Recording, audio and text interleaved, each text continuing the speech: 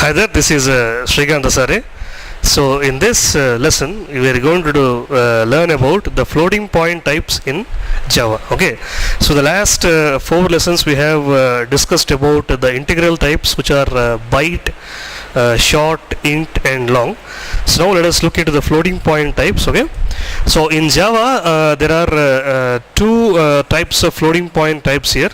They are float and double. Okay, so first one is float and the second one is double. Okay, so both are used. So first today in this lesson, now our discussion is going to be on float type here. Okay, so float type and double type both are used to handle floating point data so 3.2 or 5.6, both positive and negative. Okay, so if you want this kind of floating point data, you need to use either float or double depending upon the situation. Okay, so when you need float and when you need double, we will look into detail. Okay, so first before that, the size of float type is 4 bytes. Okay, the size of float type is 4 bytes and the range is negative 3.4 e 38 to positive 3.4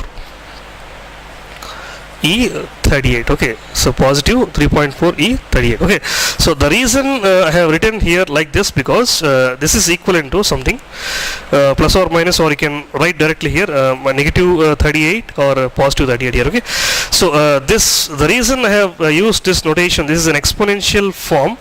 So exponential notation, in the system it is not possible to write this is equivalent to 3.4 into 10 to the power of minus 38 to 3.4 into 10 to the power of 38. Okay, so this is the normal representation, and this is known as scientific notation or exponential notation. Okay, scientific notation, exponential or scientific notation. Okay, exponential or scientific notation. Okay, so this is the range of so this is set by IEEE 754 floating point standards. Okay, so floating point standards, according to those standards, and this range has been set for the float type. Okay, so when coming to other integral types like int or long, so we have used this equation, minus 2 power n minus 1 to 2 power n minus 1 minus 1 and so on and so forth. We have did like this using that equation, but that does not apply here when you are talking about the floating point types like float or double. So according to IEEE 754 floating point standards, they have given this range and you have to follow this range only. Okay, so if you want to declare a float variable, float percentage. Okay, so if you want to store the percentage of a student or result obtained, you can say something like this, 77.2. so those kind of data is appropriate here. And also the main important difference between these two is that one is size. The float occupies 4 bytes in size and double occupies 8 bytes in size, and apart from that there is one key thing known as precision. So this precision means the number of digits which are allowed after the decimal point here. Okay, the capacity of the precision value of float is up to 6 digits, and the precision value of double is up to 15 digits. Okay, so up to 15 digits. Okay, so if you are doing a calculation something like this, if you are doing 22 by 7, from childhood we were being taught that this value is pi value and this is 3.14. Okay, so pi value is 3.14. From the childhood we were being told this is the value of pi, and we used to use that value in calculations like calculating the area of a circle or something like this. Okay, so in reality the actual value of the pi is something like this, 22 by 7. The real value of pi is 3.142857142857143. Okay, so this is the actual or accurate value of pi.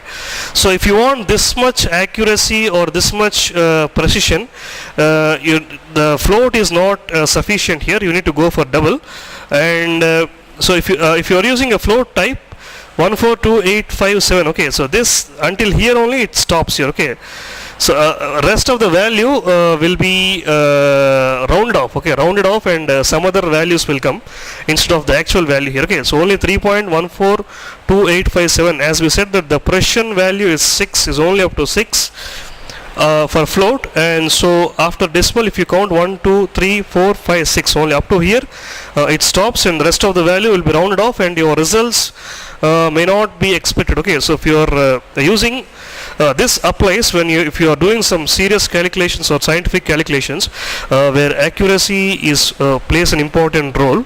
There in those situations the float type is not advisable. Okay, so we have to go for double, and also the float is used for storing those kind of values where you don't have accuracy. Okay, so for example, so if anybody is asking you a percentage or something like this, so you don't say your percentage is 80.12345678910910 and so on and so forth. Okay, so if you say like this, no one in the world has that much patience to listen all these things here. Okay, so hardly the percentage will count up to here on. Okay, so if anyone is asking you percentage and you tend to say 80.1 or 99.2 or 75.6 distinction and so on and so forth. Okay, so only this much, all this where the accuracy doesn't matter, in such situations you need to go for float. Okay, so to revise once again, the float is a floating point